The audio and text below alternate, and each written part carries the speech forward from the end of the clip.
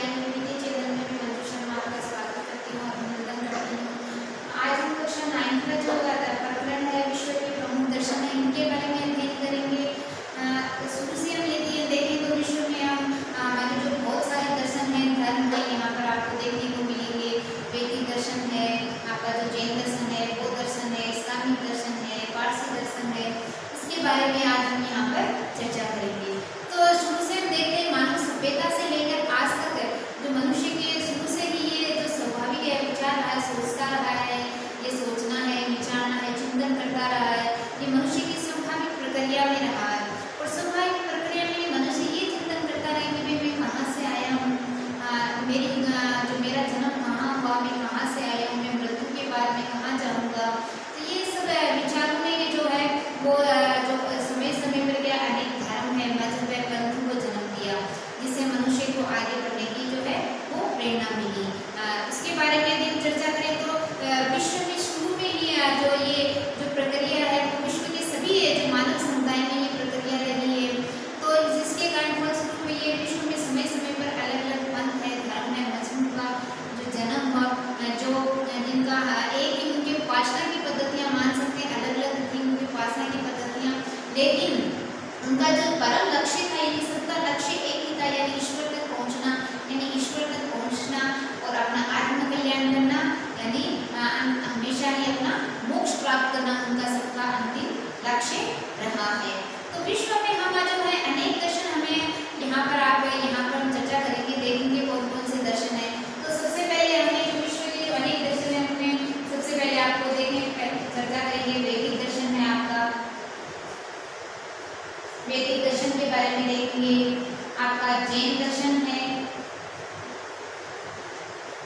जैन दर्शन, आपका बौद्ध दर्शन, आपका इस्लामिक दर्शन,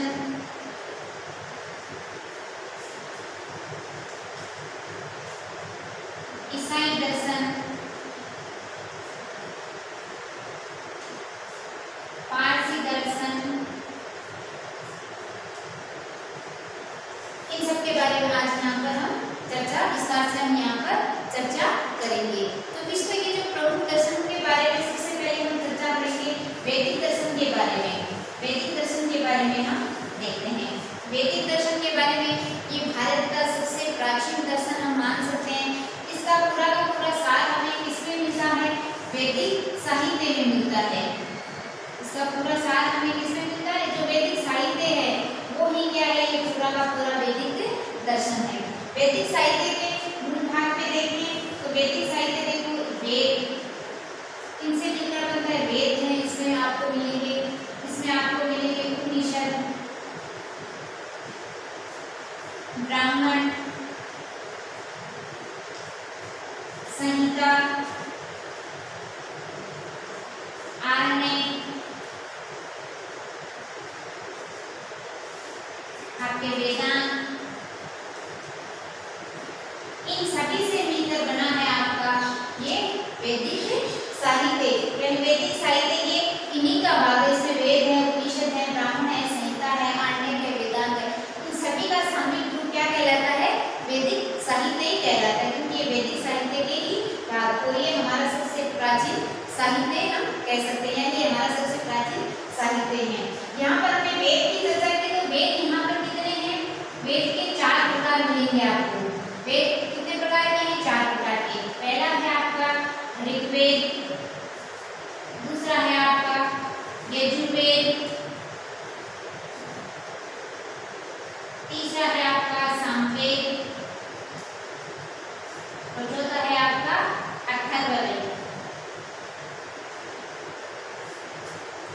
वेद कई बार प्रश्न में पूछा जाता है वेद कितने प्रकार के? तो 4 प्रकार के, ऋग्वेद, यजुर्वेद, सामवेद और अथर्ववेद। ऋग्वेद की मैं चर्चा करूँ तो ये धर्म पर है।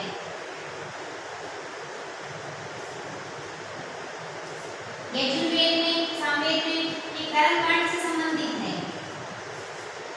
सामवेद की बात करूँ तो इसमें यज्ञ के जो वेद मंत्र हैं इनका संकलन है।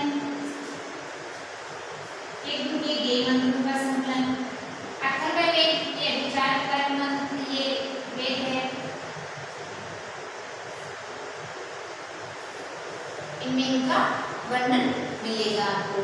यानी ये वेद, ये ऋग्वेद के बारे में कहा जाता है कि ये विश्व का सबसे प्राचीन और ये प्रथम ग्रंथ माना जाता है। कई बार प्रश्न में भी आता है ऋग्वेद सबसे पुराना ग्रंथ कौन सा है, तो ये हमारा कौन सा है, ऋग्वेद है। ये सबसे पुराना वेद भी है और सबसे पुराना ग्रंथ भी माना जाता है। ऋग्वेद के बाद में हम बात करते हैं वैदिक ऋषि जो हमारे जो हुए थे, वैदिक जो दर्शन की चर्चा करें तो हमारे यहाँ ऋषि मुनि हैं थे, वो दार्शनिक हैं, आध्यात्मिक हैं, पाठों के विषय में हमेशा ही चिंतन किया करते थे कि भाई ये सृष्टि कैसे बनी, किन तत्वों से मिलकर बनी है, सृष्टि है क्या, सृष्टि के नियामक या कर्ता कौन है, यानी सृष्टि की रचना करने वाले कौन है, इसके संहारक कौन है। तो इस विषय में वो हमेशा ही जो चिंतन किया करते थे। इन सभी जो विषयों का जो दार्शनिक चिंतन और विवरण, प्रश्नों का उत्तर और जो सार है वो आपको किसमें मिलेगा, आपको वैदिक साहित्य में इन सब प्रश्नों के आपके उत्तर मिलेंगे जब आप हम वैदिक साहित्य का हम पूरा का पूरा अध्ययन करेंगे। इसके बाद हम देखते हैं वैदिक साहित्य में लोग क्या करते थे, वैदिक दर्शन के लोग विविध जो देवी देवता की उपासना के समय क्या करते थे, जैसे मित्र है, वरुण है, यम है, इंद्र है, इनके बारे में इनकी जो उपासना करते थे। लेकिन हमेशा ही मानते थे कि ईश्वर एक है, वो ही सृष्टि का जो रचयिता है, पालक है और संहारक माना जाता था। अब हम बात करते हैं वैदिक दर्शन में मनुष्य के जो वैदिक दर्शन की जब हम यहाँ चर्चा करें तो वैदिक दर्शन के जो मनुष्य के जीवन को उन्नत और जीवन को उन्नत स्तर लाने के लिए 4 पुरुषार्थों की यहाँ पर वैदिक दर्शन में व्यवस्था की गई थी। इसके बारे में हम देखते हैं वैदिक दर्शन के जो 4 पुरुषार्थ कौन कौन से थे। 4 पुरुषार्थ हैं,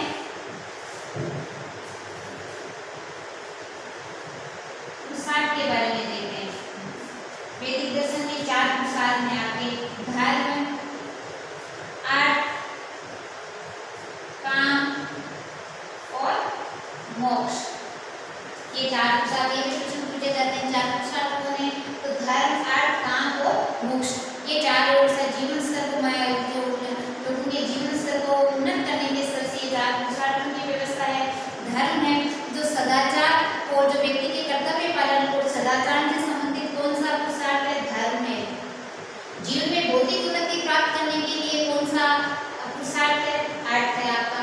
शारीरिक सुखों की प्राप्ति के लिए काम पुरुषार्थ है। और आपका जो मनुष्य का जो परम लक्ष्य है वो है क्या है, मोक्ष। यानी सभी का ये साथ कौन सा हो गया, यहाँ पर कौन सा पुरुषार्थ है, मोक्ष है। जब इन्हीं चारों का जब उचित समन्वय यहाँ होता है तो मानव व समाज दोनों का ही यहाँ पर विकास होता है। यानी हम सभी पुरुषार्थ अपने अपने स्थान पर हैं। जैसे धर्म है तो वो सदाचार और कर्तव्य पालन से संबंधित है। अर्थ है तो जीवन में भौतिक जो सुविधा के लिए है, काम है शारीरिक सुखों की प्राप्ति के लिए। मोक्ष है जो अंतिम यानी जो मनुष्य का जो सबसे जो लक्ष्य है, जो अंतिम लक्ष्य है वो है मोक्ष प्राप्त करना। और जब इन्हीं चारों का जब समन्वय, जो उचित समन्वय होता है, सामंजस्य होता है तो ये मनुष्य समाज दोनों का ही विकास यहाँ पर होता है। वैदिक दर्शन के अनुसार वैदिक दर्शन के अनुसार इसमें कर्म के आधार पर पुनर्जन्म बताया गया। यानी जो व्यक्ति जैसा कर्म करता है उसको उसी के आधार पर उसका पुनर्जन्म होता है। तो व्यक्ति को अपने अच्छे कर्म करने पर अधिक बल दिया गया है। यानी व्यक्ति को कहा गया है जैसे आप अच्छे कर्म करोगे तो आपको अच्छा जन्म मिलेगा। यानी वैदिक दर्शन के बारे में हम मान सकते हैं पुनर्जन्म में विश्वास करते थे, यानी कर्म के आधार पर मानते थे, कर्म के आधार पर पुनर्जन्म को माना जाता था। वैदिक दर्शन में वसुदेव कुटुंबकम की भी बात कही गई है। वसुदेव कुटुंबकम की बात किसमें कही गई है, वैदिक दर्शन में कही गई है। प्रश्न में भी आता है कई बार। वसुदेव कुटुंबकम का अर्थ होता है व्यक्ति अपनी जो संकीर्ण चरित्रता उससे यानी स्पंदन से मुक्त होकर जब पूरे पृथ्वी को यानी पूरे संसार को, इस पृथ्वी को अपना परिवार समझने लगता है तो उसमें कौन सी भावना कह सकते हैं, एकत्व की भावना। यानी पूरे वसुदेव कुटुंबकम यानी संपूर्ण सारी पृथ्वी ही हमारा परिवार है। उसकी व्यवस्था भी इसमें बताई गई है। परिवार को एकत्व की भावना इसमें बताई गई है। वैदिक दर्शन में दूसरों की सेवा करना इसको धर्म बताया गया है और दूसरों को दुख देना ये पाप बताया गया है। तो इस प्रकार हम देखते हैं वैदिक दर्शन में है वैदिक हमने जो इसका सार देखा उसमें वैदिक साहित्य में आपको जो सहयोग है, समन्वय है और सदाचार की प्रेरणा हमें किससे मिलती है, वैदिक दर्शन से मिलती है। तो इस प्रकार वैदिक साहित्य में हमने दर्शन में देखा इसके जो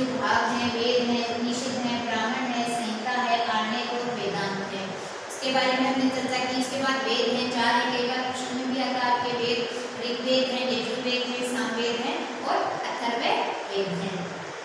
वेद में के बाद में वैदिक साहित्य में 4 पुरुषार्थों की भी व्यवस्था की गई है, जो जिसके सामंजस्य से चारों के सामंजस्य से व्यक्ति का क्या है और समाज दोनों का ही विकास होता है।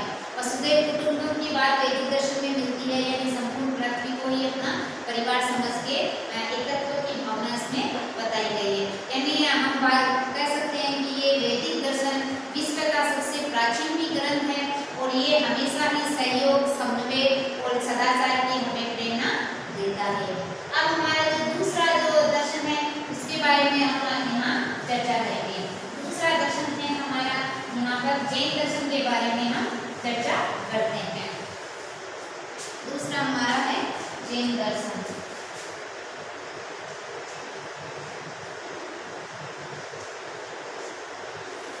जैन दर्शन के बारे में देखते हैं।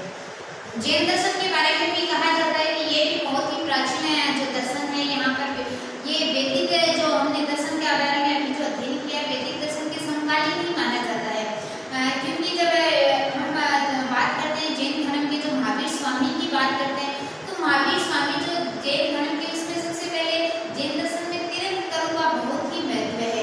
यानी महावीर स्वामी से पहले 23 तीर्थंकर यहाँ पर हुए थे, यानी इसी कारण इसको वैदिक जो दर्शन के समकालीन भी माना जाता है, यानी ये बहुत ही प्राचीन जो दर्शन माना जाता है। तो इसमें जैन दर्शन के जो प्रथम तीर्थंकर थे, तो यानी प्रथम इसमें तीर्थंकर का बहुत महत्व है। तो जो प्रथम तीर्थंकर उसको क्या बताया गया, क्या नाम था उनका? ऋषभदेव। यहाँ उनका दूसरा नाम है आदिनाथ, ये भी कह सकते हैं। और 23वें तीर्थंकर, 23वें तीर्थंकर थे पार्श्वनाथ। ये भी प्रश्न में पूछा जाता है कई बार। प्रथम जो जैन दर्शन के प्रथम और 23वें तीर्थंकर के नाम है 24वें तीर्थंकर। तो प्रथम तो थे ऋषभदेव या आदिनाथ और 23वें तीर्थंकर में पार्श्वनाथ। और 24वें तीर्थंकर के रूप में बात करें तो ये है महावीर स्वामी, जो जैन दर्शन में ये 24वें तीर्थंकर के रूप में माने जाते हैं। अब महावीर स्वामी के बारे में जैन दर्शन में महावीर स्वामी का भी बहुत जो जैन दर्शन में बहुत ही योगदान बताया जाता है। सबसे ज्यादा इन्हीं के बारे में आपको वर्णन मिलेगा। तो महावीर स्वामी के बारे में चर्चा करें तो महावीर स्वामी का जन्म है वो वैशाली के समय कुंडग्राम में 599 ईस्वी पूर्व हुआ था। यानी महावीर स्वामी की हम बात किए करें तो जन्म 599 ईसा पूर्व। इनके पिता का नाम सिद्धार्थ, माता का नाम त्रिशला। इनके बारे में कहा जाता है इनका जन्म 599 ईसा पूर्व वैशाली के समीप कुंडग्राम में हुआ था। इनके पिता सिद्धार्थ और माता का नाम त्रिशला थे। शुरू से ही ये जो इनके पिता थे वो क्षत्रिय कुल से थे, यानी क्षत्रिय कुल में पैदा हुए थे। शुरू से इनको क्षत्रिय कुल से संबंधित को जो शिक्षा दीक्षा उनको दी जाती थी, लेकिन प्रारंभ से ही उनका मन है वो सांसारिक मोह माया में उनका मन नहीं लगा था। बचपन की बात करें तो महावीर स्वामी के बचपन का नाम वर्धमान था। महावीर स्वामी के बचपन का नाम क्या था? वर्धमान था। तो हम चर्चा कर रहे थे कि जब उनको क्षत्रिय जो शिक्षा दी जाती थी तो उनमें इनका बिल्कुल भी यहाँ पर मन नहीं लगता था। तो इसलिए वो माता पिता के निधन के बाद में 30 वर्ष की आयु में भी अपने भाई की जो है वो आगे लेकर वहाँ पर वन में चले गए, कठोर तपस्या के लिए चले गए थे। वहाँ पर वो कई महीनों तक उनके बारे में कहा जाता था उनको बहुत ही दुख झेलने पड़े, बहुत ही कष्ट झेलने पड़े। वहाँ का बिना वस्त्र के बिना खाए पिए महीनों तक रहे, लेकिन अंत में 12 वर्ष की कठोर तपस्या के बाद उन्हें केवल्य की प्राप्ति हुई। केवल्य कहते हैं ज्ञान को, इसको कहते हैं ज्ञान को। तो 12 वर्ष की कठोर तपस्या के बाद उनको केवल्य की प्राप्ति हुई और केवल्य ज्ञान की प्राप्ति होने के बाद महावीर स्वामी को क्या कहा जाने लगा? महावीर कहा जाने लगा, जिन कहा जाने लगा, निग्रत कहा जाने लगा। यानी क्या जिन, जब केवल्य जब ज्ञान की प्राप्ति हुई महावीर स्वामी को तो उनको क्या कहा जाने लगा? जिन। जिन का अर्थ होता है विजेता,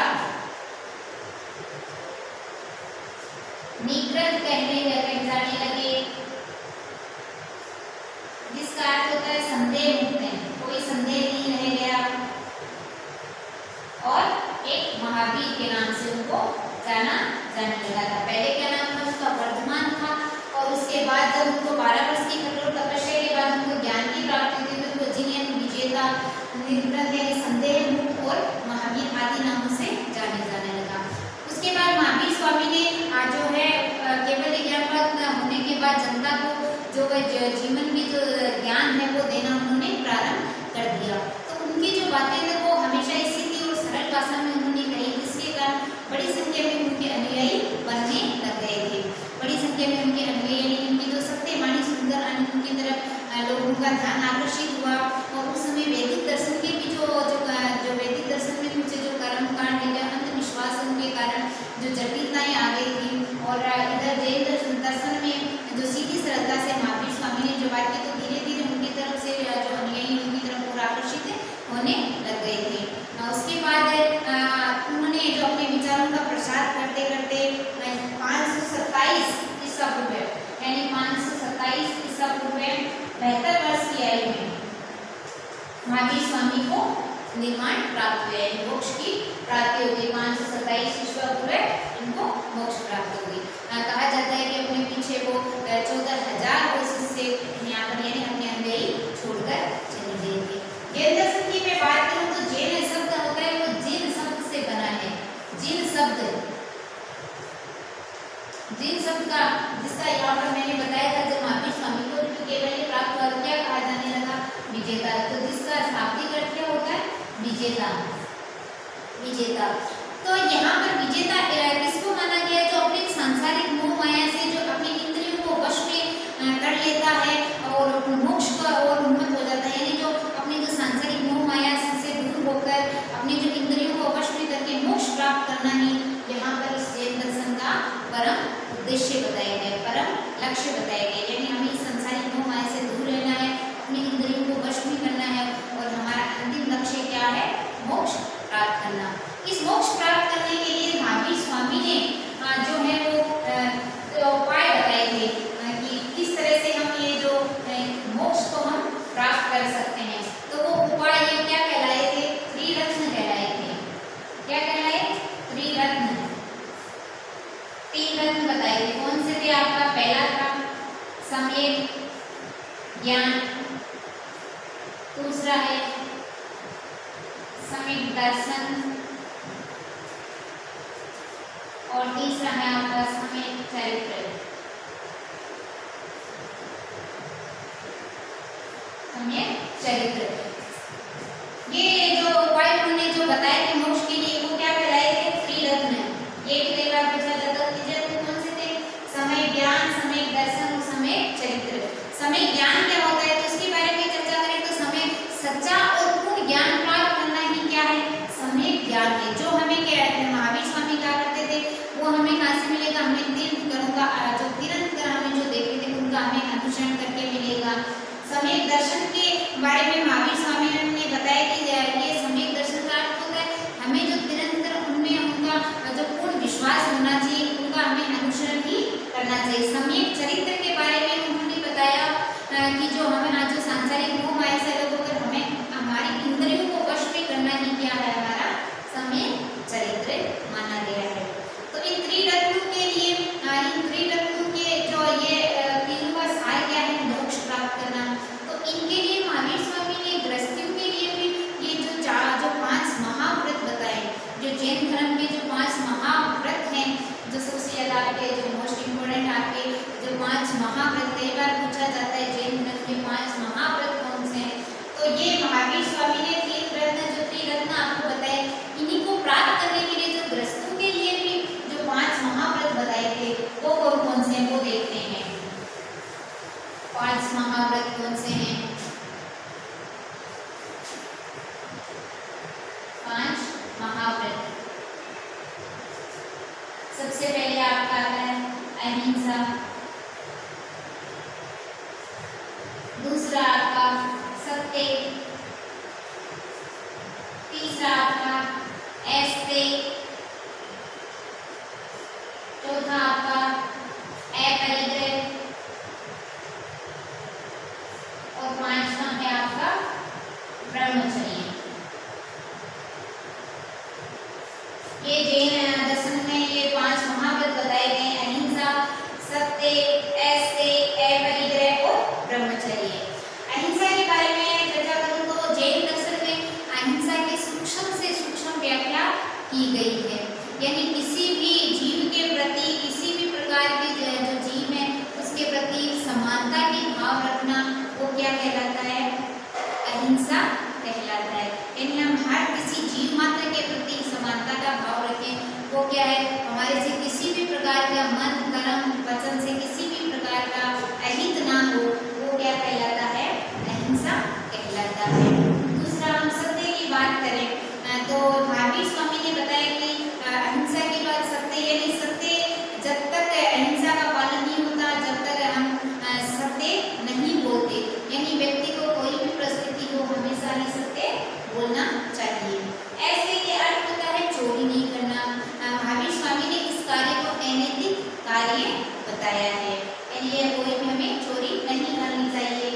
अपरिग्रह की बात करें तो वस्तु का अधिक संग्रह करना, यानी जो बुद्धि के जो सुख के लिए जो हम अधिक से अधिक संग्रह करते हैं उनको माना गया है अपरिग्रह। अधिक संग्रह व्यक्ति को उतना ही संग्रह करना चाहिए जितना उसको जरूरत हो, उससे ज्यादा हो तो उसको बांट देना चाहिए, वो क्या कहलाता है? अपरिग्रह। अगला है ब्रह्मचर्य। महावीर स्वामी ने बताया कि चारों बातों का पालन तब तक नहीं होगा जब तक व्यक्ति सांसारिक मोह माया में लिप्त है, इसलिए व्यक्ति को ब्रह्मचर्य का पालन करना भी सबसे आवश्यक है। तो जो जैन धर्म के 23 तीर्थंकर हमने देखा, पार्श्वनाथ ने ये जो 4 महाव्रत बताए थे उनमें 5वां जो ब्रह्मचर्य वो महावीर स्वामी ने जोड़ा था, क्योंकि उन्होंने बताया कि इन चारों जो महाव्रत हैं उनका तब तक पालन नहीं हो सकता तब तक हम जो सांसारिक मोह माया में रहेंगे, यानी हम जब तक ब्रह्मचर्य का पालन नहीं करेंगे तब तक हमें क्या होगा? ये मोक्ष की प्राप्ति नहीं होगी। हमेशा महावीर स्वामी कहते थे संसार में दुख और सुख का कारण क्या है?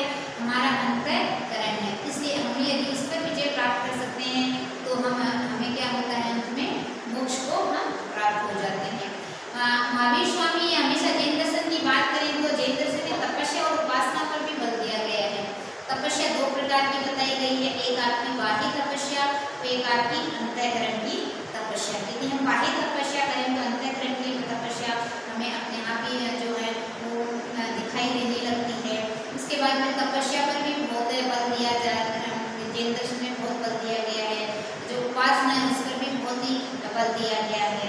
महावीर स्वामी जो है वो बताया, जो जैन दर्शन के बारे में हम बात कर रहे हैं तो जैन दर्शन में हमेशा ही क्या बताया गया? आत्मा के बारे में कि आत्मा अमर है, यानी ये जैन दर्शन जो है वो कर्म के आधार पर पुनर्जन्म के, हमने वैदिक दर्शन के बारे में चर्चा की तो कर्म के आधार पर पुनर्जन्म बताया गया है, तो इसमें भी जैन दर्शन में भी कर्म के आधार पर व्यक्ति का पुनर्जन्म बताया गया है। लेकिन यहाँ पर ये बताया कि आत्मा अजर है। ये जो व्यक्ति के जो कर्मों के कारण बार बार जो आवागमन का चक्कर है जिसके कारण आत्मा का बार बार आवागमन होता है, लेकिन यदि इन्हीं सांसारिक मोह माया से इस बंधन से जब जो मुक्त हो जाता है यानी मोक्ष की प्राप्ति हो जाती है तो ये कर्म बंधन के जन्म मरण के जो बंधन से आत्मा मुक्त हो जाती है। महावीर स्वामी ने जो उपदेश है वो सीधी अपनी सरल भाषा में दिए थे। उन्होंने हमेशा ही जो जाति व्यवस्था है उसका जो छुआछूत का विरोध किया था, नारी जाति का हमेशा ही सम्मान किया था। जैन दर्शन के बारे में कहा जाता है ये निवृत्ति मूलक है, यानी संसारिक जो मोह माया है उसको त्याग कर जो कठोर जो तपस्या के द्वारा मोक्ष प्राप्त करना ही इस जैन दर्शन का परम लक्ष्य है। यानी कर्म ही क्या है? जैन दर्शन में माना गया कि पुनर्जन्म का कारण है, क्योंकि इसके कर्म के फल को भोगे के बिना हमें जन्म मरण के से चक्कर से छुटकारा नहीं मिल पाता। जैन दर्शन में है वो अनेकांतवाद, सहिष्णुतावाद और साम्यवाद का मिश्रण है। महावीर स्वामी हमेशा ही कहा करते थे कि किसी भी बात का एक पक्ष मत देखो, यानी जो आप बात कह रहे हो वो भी सत्य हो सकती है तो जो दूसरा व्यक्ति कह रहा है वो भी सत्य हो सकती है, यानी किसी भी विचार का किसी को एक दृष्टिकोण से नहीं देखा जाना चाहिए। इस प्रकार हम देखते हैं कि इस प्रकार जैन का जो दार्शनिक चिंतन है वह मूलतः आत्म जो कर्म के प्रकट होने यानी अंतःकरण यानी मोक्ष प्राप्त करने की ओर हमेशा ही हमें प्रेरणा देता रहता है। तो आज हमने जो जैन दर्शन के बारे में देखा, वैदिक दर्शन के बारे में आज यहाँ पर हमने चर्चा की है।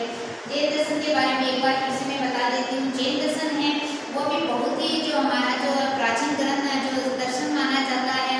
वैदिक साहित्य के ये समकालीन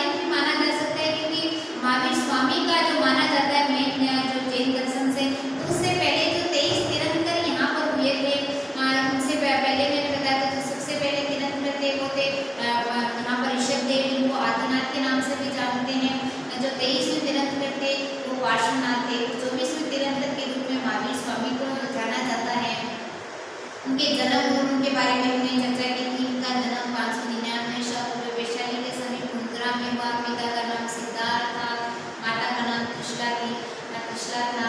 शुरू से ही इनका प्रारंभ से ही कहा जाता है संसारिक मोह माया में उनका मन नहीं लगता था, जिसके कारण वो कठोर तपस्या की उन्होंने, और 12 वर्ष की कठोर तपस्या के बाद उन्हें ज्ञान की प्राप्ति हुई थी।